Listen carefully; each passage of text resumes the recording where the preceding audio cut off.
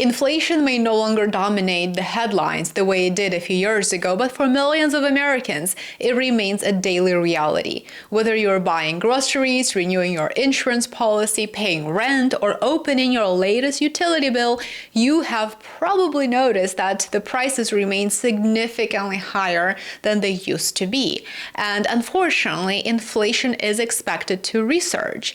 Even if your paycheck has increased over the past few years, many people feel that their income simply doesn't stretch as far as it once did. That raises an important question. The issue is no longer whether inflation is officially over, but how you can protect your finances when the cost of living continues to rise. In today's video, I will walk you through 10 practical strategies that economists and financial planners consistently recommend.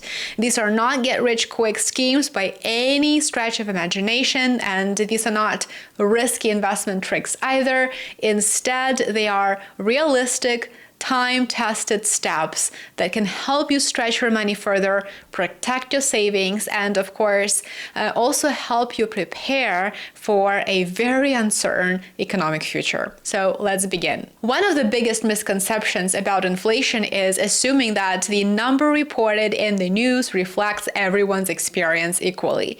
Now, in reality, and this is probably not news to you, in reality, the official inflation rate is only an average, and your personal inflation rate may be considerably higher depending on how you spend your money.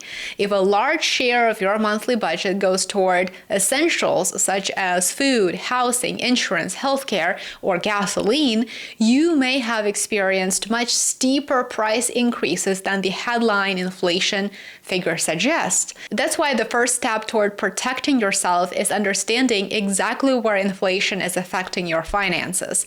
Take the time to review your bank and your credit card statements from the past 3 months and go ahead and categorize your spending. You may discover that your grocery bill has actually increased by 20%, while subscription services that you rarely use are quietly costing you hundreds of dollars every single year.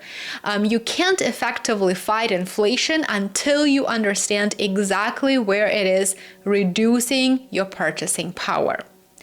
Many people hear the word budget and they immediately think about giving up everything that they enjoy. But in reality, budgeting isn't about restricting your life. It is about making intentional decisions with your money. A good budget simply gives every dollar a specific purpose. That's all there is to it. One of the most widely recommended approaches is a 50-30-20 rule, which suggests allocating approximately 50% of your income to essential needs, 30% of your income to discretionary wants, and 20% toward savings and debt repayment. However, during periods of elevated inflation and higher living costs, such as what we're experiencing right now, many financial planners recommend temporarily adjusting those percentages by directing more income toward necessities and toward your emergency savings until household finances become more stable. The objective is not to create a perfect budget, of course. It is to build one that remains flexible as economic conditions continue to change.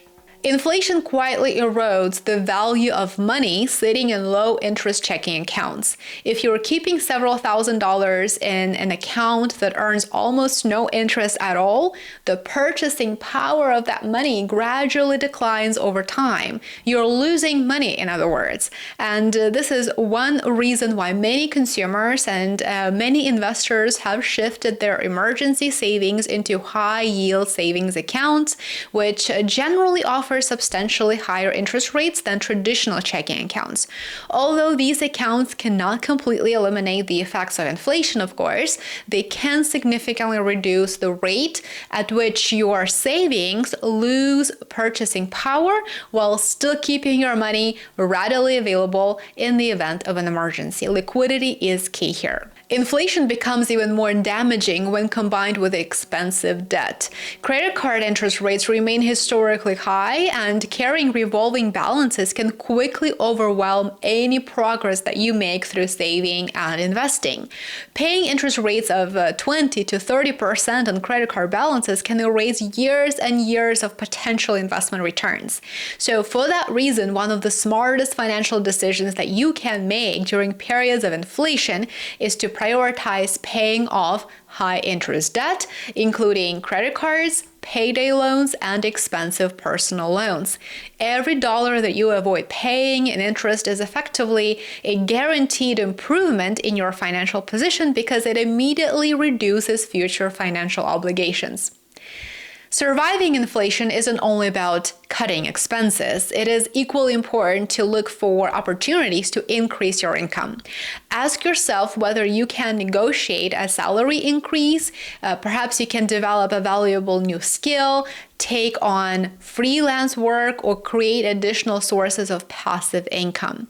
Throughout history, workers who consistently improve their skills and qualifications have generally experienced stronger wage growth over time than those who remain in the same position without truly trying to expand their expertise.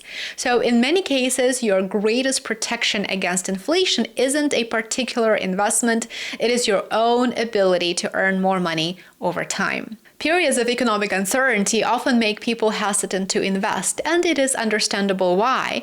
But history suggests that abandoning long-term investments during volatile periods can be a costly mistake. While financial markets inevitably experience ups and downs, that's just how it works, diversified long-term investments have historically outpaced inflation over extended periods. This doesn't mean taking excessive risks, by the way, or trying to chase speculative investments. Instead, it means maintaining a disciplined, and I want to emphasize that word, maintaining a disciplined investment strategy that actually aligns with your financial goals, your investment horizon, and your tolerance for risk. Countless studies have shown that consistently trying to predict short-term market movements is extremely difficult, and it is nearly impossible in our present day and age. But remaining invested for the long term has historically produced better outcomes.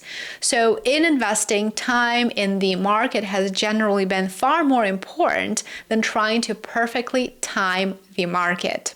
One of the less obvious consequences of earning more money is something that economists call lifestyle inflation. I'm sure you've heard of this.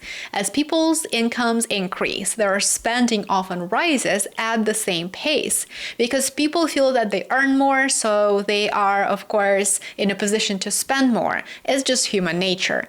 A larger paycheck doesn't automatically create wealth. If every raise immediately goes toward a more expensive car, a larger house, additional subscriptions, or luxury purchases. One of the simplest yet most effective ways to build long-term wealth is to allow your savings rate to increase as your income goes up. Rather than spending every additional dollar that you earn, consider directing a meaningful portion toward savings and investments. Unexpected financial emergencies become even more difficult to manage during periods of inflation. Whether it's an expensive car repair, an unexpected medical bill, or the loss of a job, a layoff, having readily available savings can prevent a temporary setback from turning into a long-term financial crisis. Many financial experts recommend maintaining an emergency fund that is equal to 3 to 6 months of essential living expenses, although, of course, the right amount ultimately depends on your personal circumstances. Having cash available provides flexibility, and it can help you avoid relying on expensive forms of debt, such as payday loans or personal loans, when you experience an unexpected situation and an unexpected expense. Inflation doesn't necessarily mean that you have to pay full price for everything, by the way. Developing smarter shopping habits can produce meaningful savings over time.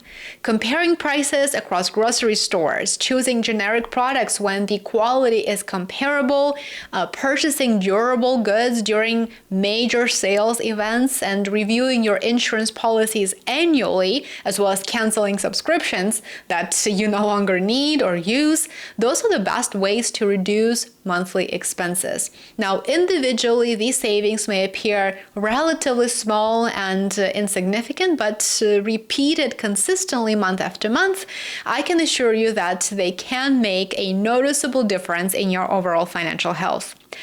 Perhaps the most costly mistake that people make during periods of inflation is allowing emotions to dictate financial decisions.